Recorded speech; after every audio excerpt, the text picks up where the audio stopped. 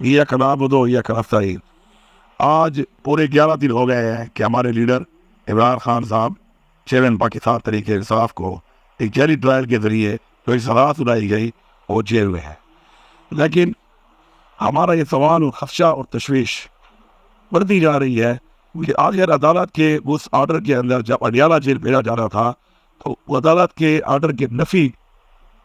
ان کو اڈیالہ کے بجائے اٹک جیل کس کے حکم پر بھیجا گیا؟ دوسرا سوال ہمارا یہ ہے کہ آخر عمران خان صاحب کو اپنے وکیلوں کے ساتھ ملنے کے لیے مشکلات پیدا کیوں کی جا رہی ہے اور ملاقات کیوں نہیں کرنے دی جا رہی، جو کہ ضروری ہے کہ قانونی طور پر لڑنے کے لیے وکلاء کے ساتھ ایک ان کا انٹریکشن۔ تیسرا سوال ہمارا یہ ہے کہ اب تک عمران خان صاحب کو وہ سہولیات کیوں نہیں دی گئی جو بحیثیت سابق وزیراعظم، بحیثیت ایک پاکستان کے شہری جو ائین اور قانون کے مطابق ان کا حق ہے، وہ ان کو کیوں نہیں دیا جا رہا۔ اسی طرح ابھی تک ان کو کھانا گھر سے نہ ملنا بھی ایک بہت بڑا سوالیہ نشان ہے، اور اس کے علاوہ جس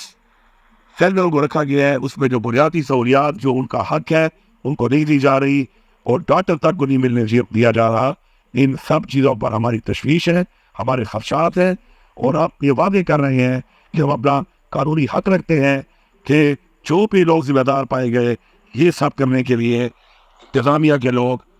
ایڈمنسٹریشن کے لوگ، جتنے بھی لوگ ہیں، ہم ان سب کو قانونی گٹارے میں بھی لائیں گے، اور ہم سب ان سے اس چیز کا ہم سب ان سے حساب بھی لیں گے، تو وہ حساب کے لیے تیار رہیں۔ غیر قانونی اقدامات کر کے، اس طرح کی وکٹمائزیشن کر کے، ایسا کام کر کے وہ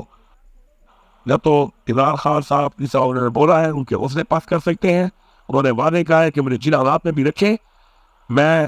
کبھی بھی وہاں برداشت نہیں کروں گا، لیکن ہمارا یہ فرض بنتا ہے، ہمارا یہ حق بنتا ہے کہ ہم ان کے لیے آواز اٹھائیں، اور ہم یہ آواز اٹھائیں گے، اور ہم اس کے خلاف اپنی قانونی کارروائی بھی کریں گے، اور اس کا ہم حساب دیں گے۔